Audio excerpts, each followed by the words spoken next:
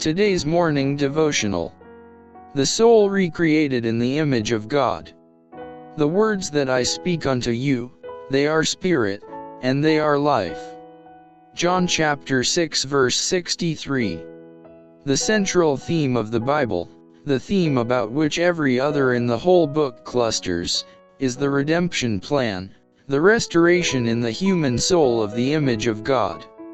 From the first intimation of hope in the sentence pronounced in Eden to that last glorious promise of the Revelation, they shall see his face, and his name shall be in their foreheads. Revelation chapter 22 verse 4. The burden of every book and every passage of the Bible is the unfolding of this wondrous theme, man's uplifting, the power of God, which giveth us the victory through our Lord Jesus Christ. He who grasps this thought has before him an infinite field for study. He has the key that will unlock to him the whole treasure house of God's Word. The creative energy that called the worlds into existence is in the Word of God. This Word imparts power, it begets life. Every command is a promise, accepted by the will, received into the soul. It brings with it the life of the Infinite One. It transforms the nature, and recreates the soul in the image of God. The life thus imparted is in like manner sustained. By every word that proceedeth out of the mouth of God, shall man live.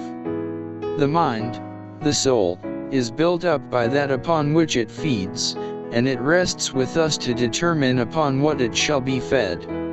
It is within the power of everyone to choose the topics that shall occupy the thoughts and shape the character.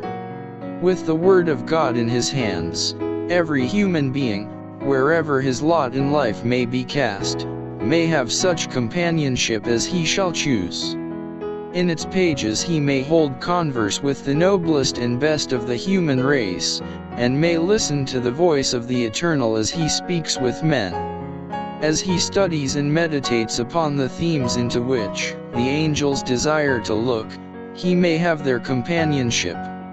He may follow the steps of the heavenly teacher, and listen to his words as when he taught on mountain and plain and sea.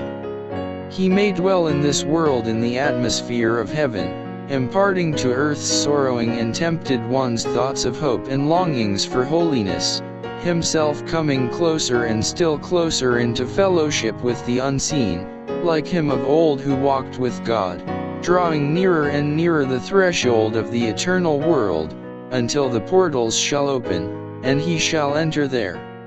He will find himself no stranger. The voices that will greet him are the voices of the holy ones, who, unseen, were on earth his companions.